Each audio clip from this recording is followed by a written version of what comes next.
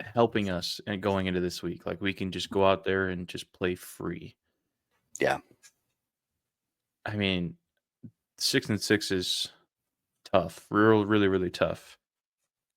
Even 7-5 is tough, but 8-5, 8-5, It's on the table. why not? Well, and I think if you had told me coming into this year that Nebraska would win 7 games and they would beat Colorado, beat Wisconsin, beat Iowa, I would have taken that in a heartbeat. Oh, dude. I mean, talk about just the perfect year for what we've been Yeah. dealing with. This checks off all your boxes. I mean, if you just don't remember what happened, what else happened along the way, um, you're like, damn, that had to have been a great year. Don't look at the record, like, holy shit, they must have done something special. You could even talk about how we came down to the wire against Ohio State.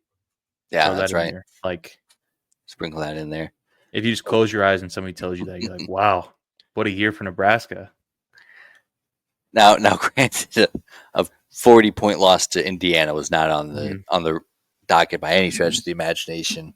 But yeah, and I mean those are the big things because I mean I don't expect us to be up par with Ohio State's or with a top 10 team in the country like Indiana's turned out to be.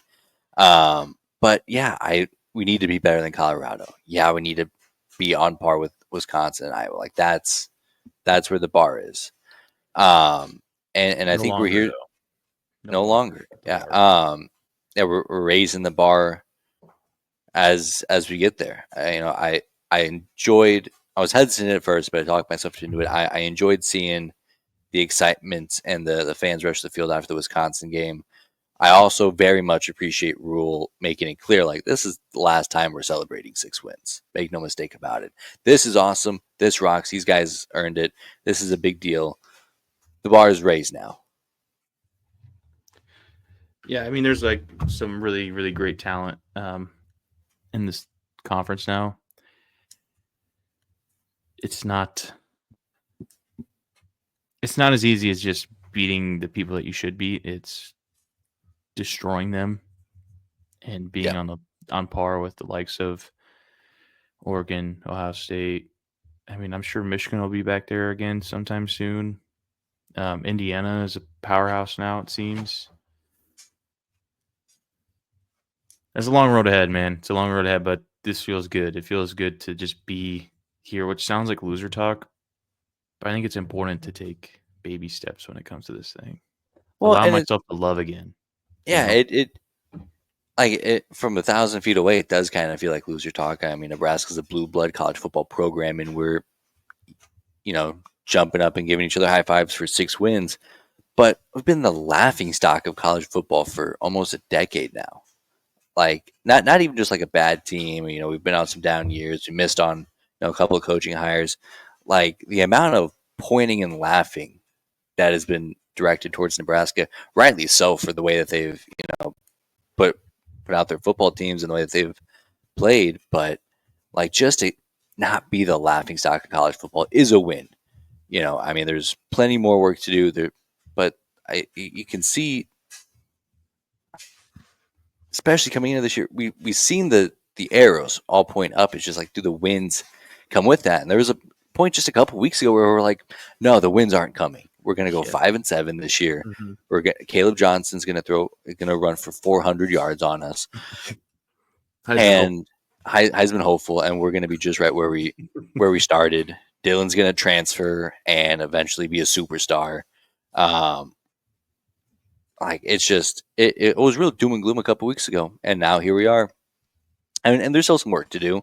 Like you said, 7-5 feels way better than 6-6.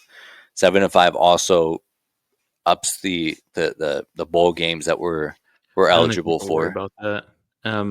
I think with the excitement of this being our first bowl game in so long, I think we're bound to see definitely not a top tier bowl game, but maybe a tier below that go down and reach for Nebraska because they know that our fans are going to travel well because, again, haven't been there since Vietnam.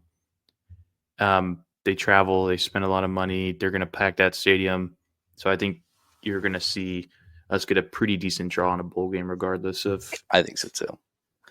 Yeah, the or way that Sean Callahan broke it down was you essentially can go up a bowl because it's like a draft selection, but like there's certain thresholds. So like it can't be like I'm trying to think of what's the best like non-playoff bowl. well, now I don't even know that anymore because it's Yeah, also messed up with the I was like, 12 oh, team playoff. but like if you have like the first pick, I don't think you can pick a 6-6 Nebraska to go against a 10-win Right. other team, but you can kind of go up by one win. So this win would in fact make that, but we'll be a first the first choice taken for whatever classification we get. And it's also kind of working out because the SEC is going to have less teams in the college football playoff than initially anticipated, which I think is a great scenario for Nebraska if they can get like an LSU or an Ole Miss draw, because those teams do not want to be playing in the bowl that Nebraska is Mhm. juiced to play in, and like that matters. They're going to have NFL guys opt out. Like It'd be funny if we pull like Alabama or something. that's not off the table. Oh, dude, that would be so funny. Or a pissed off Tennessee team that barely misses the playoffs, and they're going to play in the Duke's Mayo Bowl, and Nebraska's just so happy. This is genuinely our Super Bowl, and they're like, Yeah, what went wrong? what happened? The fall from grace. Yeah, it's just But the duality of man. You know. I mean, that's where it is. And I think that's why it's also such a cool opportunity for Nebraska because like I'm looking at like their top NFL prospects like Nash and Ty and guys that you would probably look at as opt out candidates. I don't think we're going to get many opt outs at all. No, that's why they came back is to do Yeah. this. Can you imagine me and Ty Robinson being here for 6 years and finally getting to a bowl game and he's just like, nah, I'm Yeah, good. No I got shot. them there. They can play, and I got them there. Yeah, no Have shot. fun. No shot. Also, did you know that Ty Robinson was in the same recruiting class as Wandale Robinson? I did see that. I That's a didn't know that crazy. previously, but I did see that. That is a crazy. It's just how long college football players can play college now. What a world. Yeah. But I mean, if you would have told me that he was in the same recruiting class as Wandale, I'd have been like, "Oh, he's been there for 12 years." Because it feels like so long ago that Wandale was at Nebraska. It feels so long ago since he got drafted to the NFL. Yes. Yeah. I Uh-huh. oh, I love it. As far as the football matchup goes, I am nervous. I think my big prediction is like it's going to be kind of a sneaky shootout, and I don't think America's ready for it. But I think it's absolutely going to be a 60-point game. I think that's absolutely on the table. Well, are you ready for my old man yelling at the clouds take? Yeah. It's so fucking stupid that this is a night game. The audacity of these fuckers to move this game to a night game instead of the 11 a.m. kickoff that it's always been. Um, just does something to me that I don't know why I get so angry about it. Interesting.